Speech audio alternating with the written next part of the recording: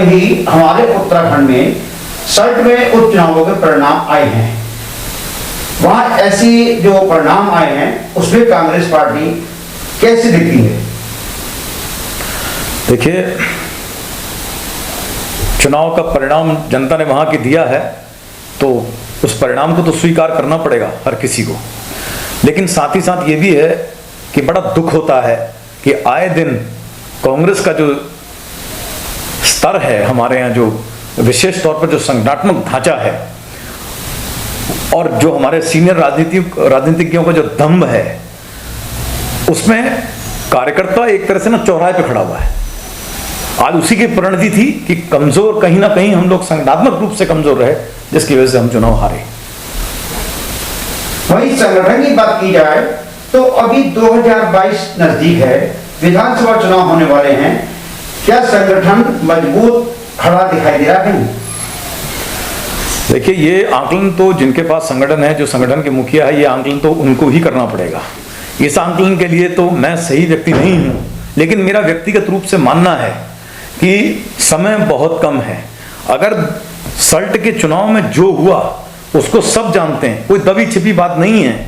आप बोलें कि सार्वजनिक फोरम पर कोई ना बोले, मैं आज कहता हूं कि सेकंड लाइन लीडरशिप को, इन जितने सीनियर नेता हैं, इन सब ने अपना जेबी संगठन बना करके रखा। सेकंड लाइन लीडरशिप को आगे नहीं आने दिया जा रहा, जिसकी परिणति आज ये हुई है कि हम 2022 में फिट नहीं हैं चुनाव लड़ने के लिए। अगर यही परिस्थिति रही, हमको अति शीघ्र गंभीरता पूर्वक चिंतन करना पड़ेगा 2022 की क्या परिस्थितियां भविष्य में होंगी। और हर कार्यकर्ता से जो पुराना है, जो पुराने कार्यकर्ता हैं, उनसे तो हाथ जोड़कर निवेदन है कि वो कहीं ना कहीं अपने आप को जो है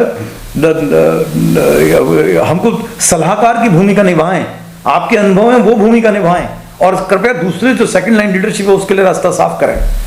जो सल्ट में हुआ, मैं ये कहता हूं, वो सिर्फ और सिर्फ एक तरह का राजनीतिक द्वंद्व था।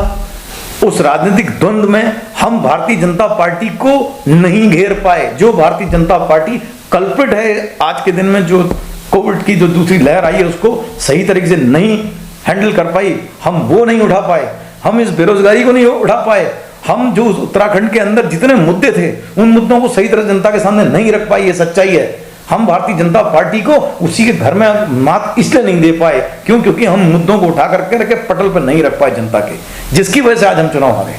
वही बात करते हैं, सीनियर लीडर जो है वो कहना है कि 2022 में कांग्रेस सत्ता वापसी में आ रही है, तो क्या ऐसे आएगी? देखिए, सीनियर लीडर जो कह रहे हैं, मैं उनकी बात नहीं कर रहा हूं। एक आम कार्यकर्ता होने के नाते मैं कहता हूं, आप बहुत सीनियर हैं, आपके पास बहुत अनुभव हो चुका है, आप कृपया करके अपने अनुभव का लाभ दें। इस तरह से 2022 में आज कार्यकर्ता दोहराए पे खड़ा हुआ है। वो सोचता है मैं कहां जाऊं, इसके पास जाऊं तो इसका बुरा, उसके पास जाऊं तो उसका बुरा, लिहाजा उसका काम, उसको या तो काम नहीं दिया जा रहा या उसको काम नहीं करने दिया जा रहा। जहां पर भी देखें भाई भतीजावाद है जी, उसको नहीं दिया तो उसको दे दो, नहीं दोगे तो फिर ऐसा हो जाएगा। ये परिस्थितियां हैं, और इन ऐसी परिस्थितियों में 2022 में अगर हमको चुनाव पे जाना है तो हमको भारतीय जनता पार्टी ने जो कर्म है, भारतीय जनता पार्टी के जिन कर्मों की वजह से आज देश की ये स्थिति ला करके खड़ी हुई कि ऑक्सीजन के लिए एक ही दिन में हजारों लोग मर जा रहे हैं भेड़ बकरियों की तरह, वो परिस्थितियों को हमको जनता के सामने जाके रखना पड़ेगा। बेरोजगारी को, युवाओं की बेरोजगारी को मुद्दा बना कर रखना पड़ेगा। अगर इन मुद्दों को आपने करना है तो सेकंड लाइन लीडरशिप को आगे लाना ही पड़ेगा। धन्यवाद।